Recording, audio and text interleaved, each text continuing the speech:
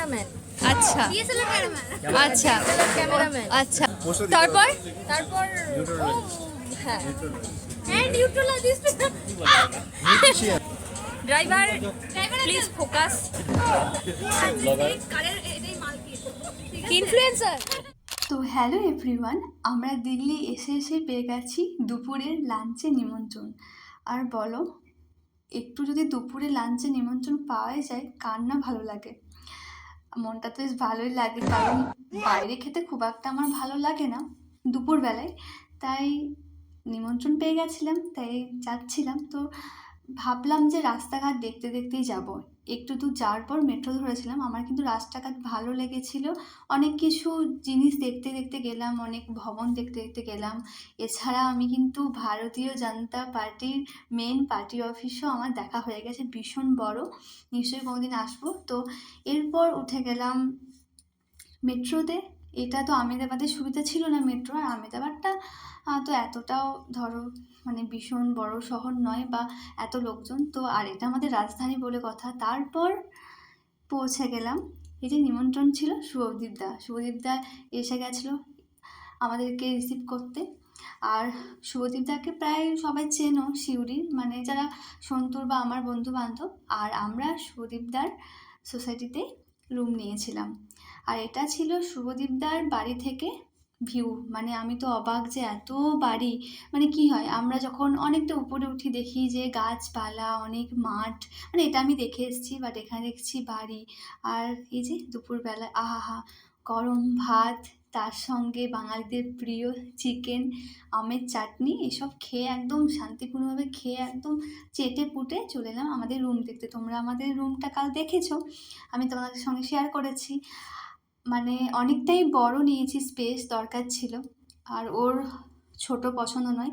আর সামনেই ছিল একটা মহাদেবের মন্দির, আর এটা আমি দেখেছি, আমি যেখানেই গেছি সেখানে একটা মন্দির পেয়েছি। আর এই যে আমাদের দিদি সঙ্গেও দেখা হয়ে গেল, তোমরা চেনো, আগের আমার যারা ফেসবুক ফ্রেন্ডস অনেক পুরনো তারা চেনো।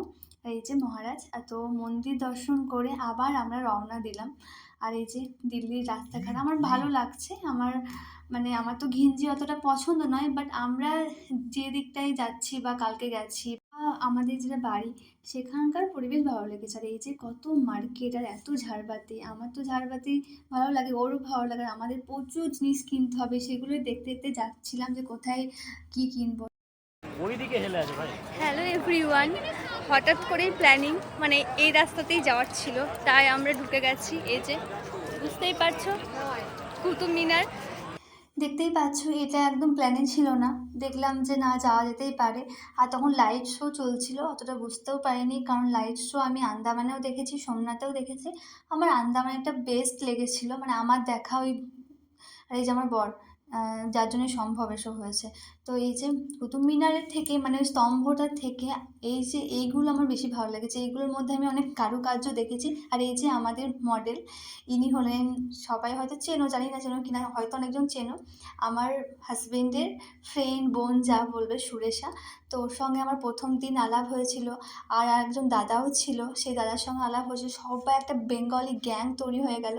তো চা খেলাম, চা খাওয়ার পরে আমরা আবার চলে এসেছিলাম একটা ভালো জিনিস খেতে। এই ঘুগনিটা মানে মারাত্মক লেভেলের। এই যে সবাই একটু হাই করে দাও। না হাই করে দাও। এ আমাদের ক্যামেরাম্যান। আচ্ছা ডিএসএলআর ক্যামেরাম্যান। আচ্ছা ক্যামেরাম্যান। আচ্ছা তারপর তারপর তারপর ও হ্যাঁ হ্যাঁ নিউট্রালাইজিস্ট। Nutrition, dietician, dietician. তাও নয়। আচ্ছা আচ্ছা ড্রাইভার। এই মাটা নিউট্রালাইজিস্ট জিওলজিস্টের একটা ড্রাইভার। হ্যাঁ আচ্ছা ড্রাইভারকে দেখা।